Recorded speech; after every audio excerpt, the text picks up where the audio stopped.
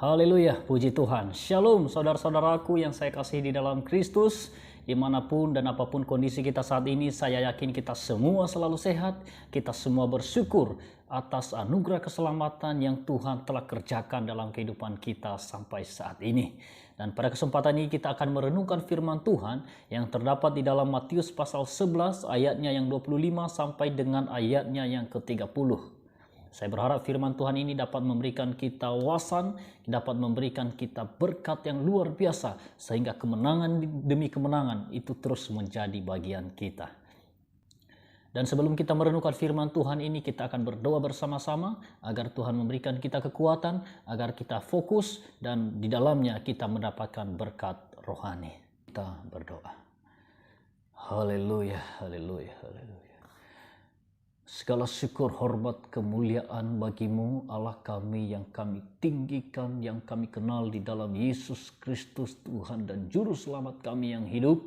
Pada kesempatan hari ini kami merenungkan firman Tuhan. Kiranya Engkau Allah Roh Kudus-Mu senantiasa memberikan kami damai sejahtera. Melalui firman Tuhan kami mengalami kemenangan.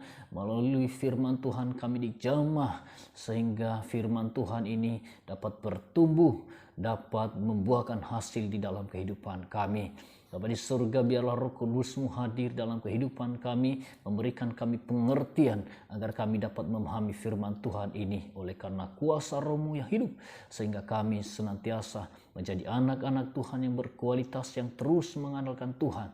Meskipun kami dalam kelelahan, dalam masalah, dalam beban berat, tetapi kami meyakini, kami mengimani bahwa ada Tuhan yang senantiasa menolong kami, agar hidup kami terus dikendalikan oleh kuasa-Mu.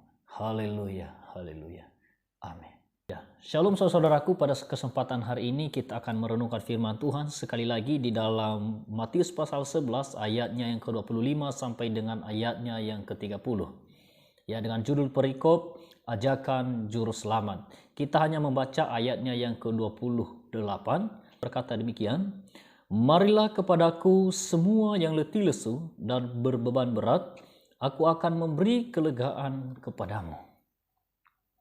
Saudara-saudaraku, ini adalah tawaran keselamatan yang Tuhan Yesus tawarkan kepada orang banyak yang berbondong-bondong mengikuti Dia pada waktu itu selama perjalanan pelayanannya.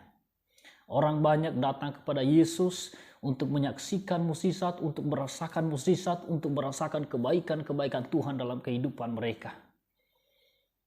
Ya. Namun Tuhan Yesus tidak melihat apa yang menjadi keinginan orang banyak pada saat itu. Tuhan melihat kebutuhan utama mereka, yaitu mereka mengalami masalah serius dalam jiwa, dalam roh, bahkan dalam diri mereka, yaitu mereka sedang terikat, mereka sedang diperbudak oleh dosa, mereka sedang diperbudak oleh dunia ini. Sehingga firman Tuhan berkata di dalam Matius 28 ini, marilah kepadaku semua yang letih lesu dan berbeban berat. Dia melihat orang-orang banyak tidak kekurangan materi. Dia melihat orang-orang banyak ini secara fisik sehat-sehat, gemuk-gemuk.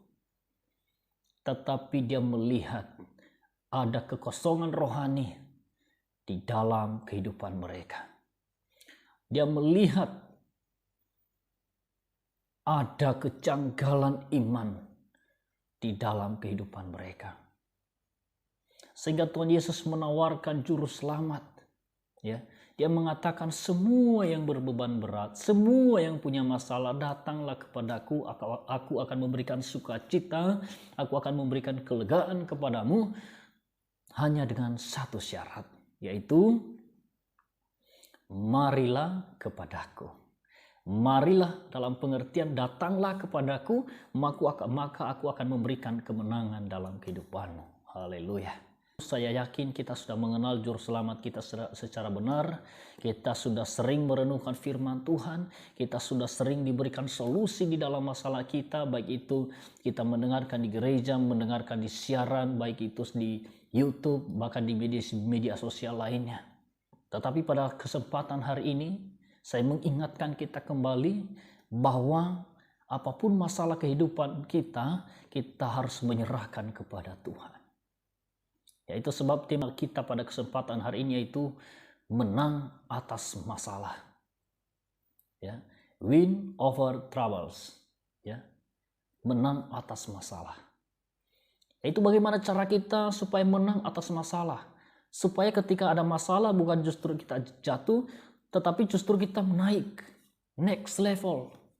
Kenapa anak-anak muda saat ini, orang-orang Kristen saat ini ketika ada mengalami masalah dalam keluarga, mengalami masalah di tempat kerja, mengalami masalah di tempat kuliah, yang ada curhat di media sosial, yang ada curhat sama teman. Ingat, teman sahabat bisa saja mengecewakan. Tetapi Tuhan tidak pernah mengecewakan. Artinya ketika kita curhat, ketika kita melakukan semau kita, aktivitas semau kita, ketika kita mengalami masalah hidup, itu tidak akan memberikan solusi yang tepat di dalam menyelesaikan masalah kita. Ketika ada masalah, hal yang terpenting adalah firman Tuhan berkata, marilah kepadaku. Ini ajakan loh saudaraku. Marilah artinya kita harus datang kepada Tuhan terlebih dahulu. Karena di dalam Tuhan ada sukacita. Di dalam Tuhan ada kemenangan yang luar biasa. Bukan justru curhat di media sosial. Kemarin saya dikatain ini gini-gini. Ya. Kemarin di tempat kerja saya lelah. Tidak demikian saudaraku. Ya. Kenapa banyak anak-anak Tuhan saat ini ketika sudah bekerja, lupa akan persekutuan dengan Tuhan. Kenapa? Karena belum datang kepada Tuhan. Belum mengenal secara benar keintiman dengan Tuhan. Itu sebab kalau misalnya Anda punya masalah lalu Anda berpikir Tuhan meninggalkan saya, Tuhan tidak peduli dengan saya. Tuhan itu jahat. Bukan Tuhan yang salah, tapi kamunya yang salah. Bukan Tuhan yang gak mau peduli dengan Anda, tapi kamu yang gak peka dengan rencana Tuhan, dengan hal-hal yang besar yang Tuhan kerjakan dalam kehidupan. Ya. Jadi saudaraku, solusi yang tepat atau cara yang tepat agar kita menang atas masalah kita, atas beban hidup yang kita alami, yaitu kita harus datang kepada Tuhan. Datang kepada Tuhan melalui apa? Yaitu melalui doa. Ya. Melalui doa, melalui penyembahan kita kepada Tuhan, melalui persekutuan secara pribadi dengan Tuhan. Kita meluangkan emosi kita berdoa secara pribadi, kita menyembah Tuhan.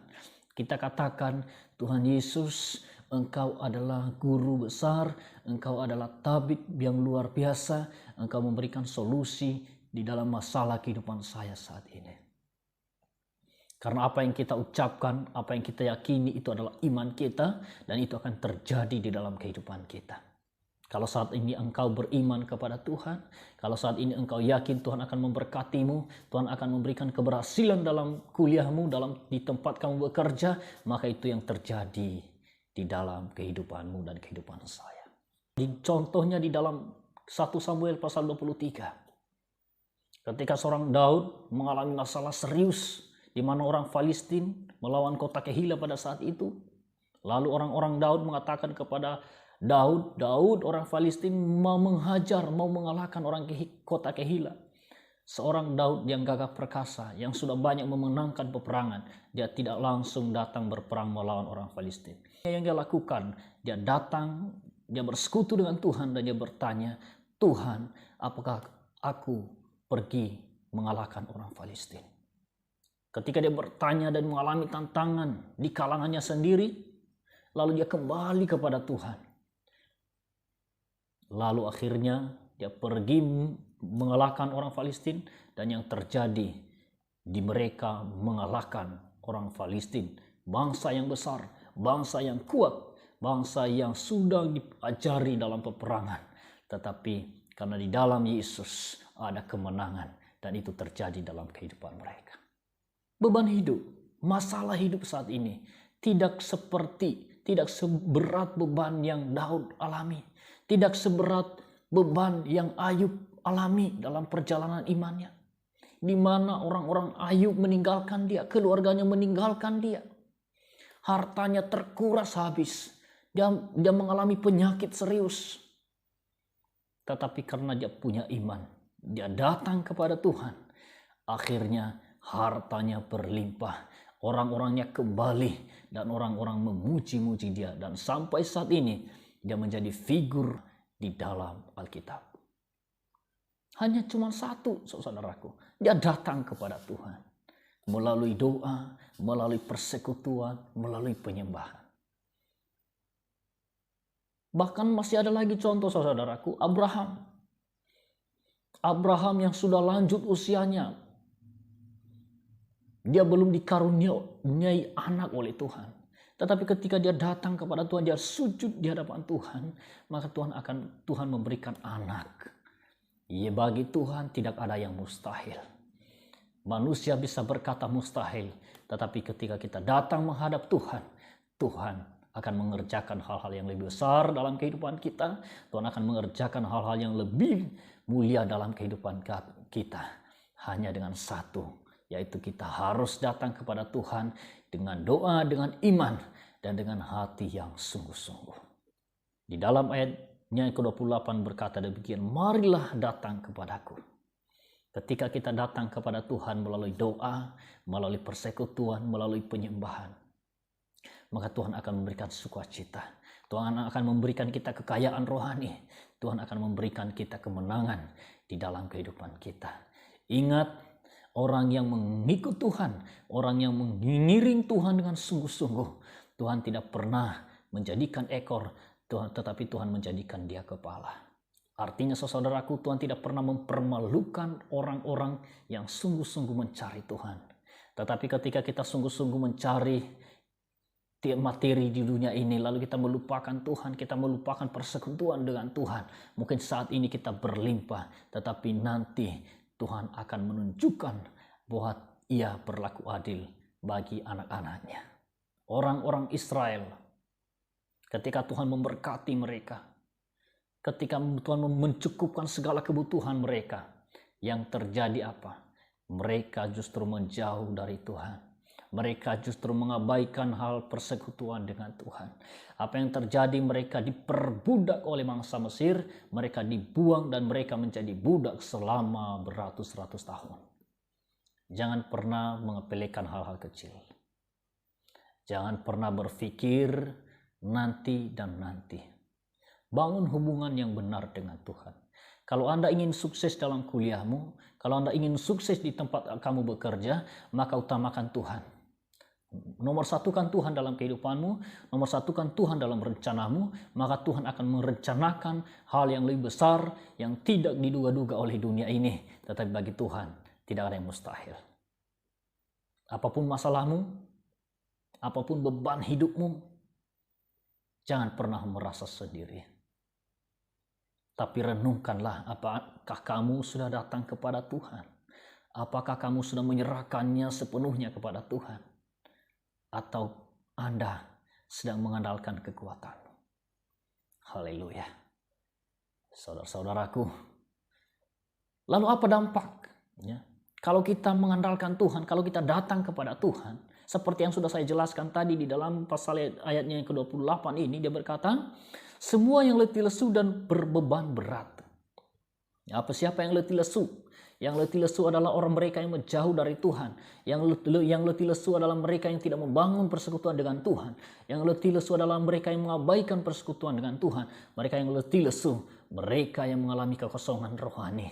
Tetapi apa dampaknya ketika kita datang kepada Tuhan? Firman Tuhan berkata, Tuhan akan memberikan kelegaan kepadamu. Tuhan akan memberikan sukacita. Muka kita berseri-seri kalau kita datang kepada Tuhan. Muka kita tidak murung terus, tetapi ada sukacita. Ada sinar yang luar biasa. Ya, kita menjadi terang di tengah-tengah kegelapan, saudaraku. Itu sebab kalau ada anak-anak Tuhan saat ini, hidupnya tidak lain dari orang-orang yang tidak mengenal Tuhan, saya yakin itu adalah pemuda-pemuda Kristen yang KTP. Pemuda-pemuda Kristen yang benar. Itu terlihat daripada karakter. Terlihat dari cara bicara, dari cara dia ngomong, dari cara dia memperlakukan orang lain. Dari cara dia menanggapi segala sesuatu. Kalau ada anak-anak Tuhan yang kerjanya bohong, bohong, dan bohong terus, saya yakin itu belum beres imannya. Kalau ada anak-anak Tuhan dia malas-malas. Kalau ada anak-anak Tuhan gaya pacaran anak zaman now. Kalau ada anak-anak Tuhan ketika ada masalah lalu curhat di media sosial. Itu perlu diperbaiki. Itu perlu evaluasi diri. Apakah kamu sudah membangun hubungan yang benar dengan Tuhan? Ini adalah tawaran saudaraku. Ketika kamu tidak ingin terpuruk dalam masalahmu, maka datanglah kepada Tuhan. Serahkanlah pergumulanmu kepada Tuhan, maka Tuhan akan memberikan kemenangan, Tuhan akan memberikan sukacita yang luar biasa, yang tidak kita dapatkan di dunia ini, tetapi Tuhan memberikan kepada kita. Itu marilah kita menang atas masalah kita. Kita jangan mengandalkan akal sehat kita, akal manusia yang begitu terbatas ini, tapi kita mengandalkan firman Tuhan. Karena firman Tuhan ya dan amin. Firman Tuhan adalah penuntun jalan kita. Dan melalui firman Tuhan, kita beroleh kemenangan.